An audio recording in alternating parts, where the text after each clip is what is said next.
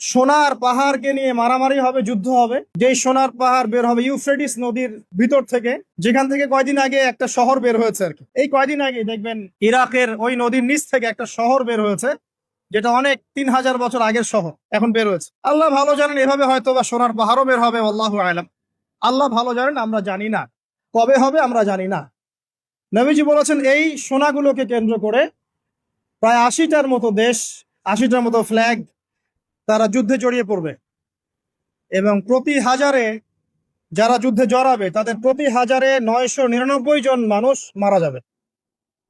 নবীজি মুসলিমদেরকে বলেছেন মুসলিমরা যেন ওই সোনাতে টাচ না করে, ওটা হাত দিয়ে ছুঁয়েও না দেয়, এখান থেকে যেন দূরে থাকে। আমরা আগে ভাবতাম কিয়ামতের কি দরকার ছিল, আল্লাহ পাক কেন যে এত কষ্ট, না কিয়ামতে মানুষ এত কষ্ট হবে, আল্লাহ পাক যে কেন এরকম করলেন, মানুষের জন্ম না নিলেই হয়তো ভালো হতো, আমরা চিন্তা করতাম।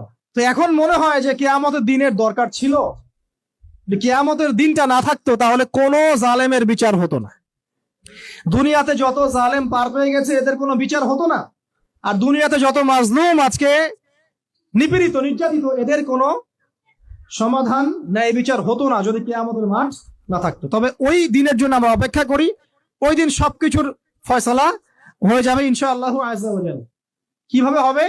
নবী সাল্লাল্লাহু আলাইহি ওয়াসাল্লাম বলেছেন একটা শিংওয়ালা ছাগল একটা শিং ছাড়া ছাগলকে যদি অন্যায়ভাবে গুতা দিয়ে থাকে, তাহলে আল্লাহ রাব্বুল আলামিন কিয়ামতের মাঠে ওই শিংহীন ছাগলকে শিং দিবেন, দিয়ে বলবেন তুমি গুতো দিয়ে ওর কাছ থেকে প্রতিশোধ নিয়ে নাও।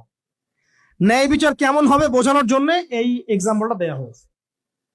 বহু মানুষ দেখবেন যারা এখানে অনেক বড় বড় পদে ছিল, বড় বড় কর্তৃত্ব ক্ষমতা ছিল, কিয়ামতের মাঠে এতটুকু থাকবে, পিঁপড়ার মতো। স্পষ্ট হাদিস, পিঁপড়ার সমান। প্রত্যেক অহংকারী মুতাকাব্বির এদেরকে তোলা হবে কালো কালো পিঁপড়ার মতো করে।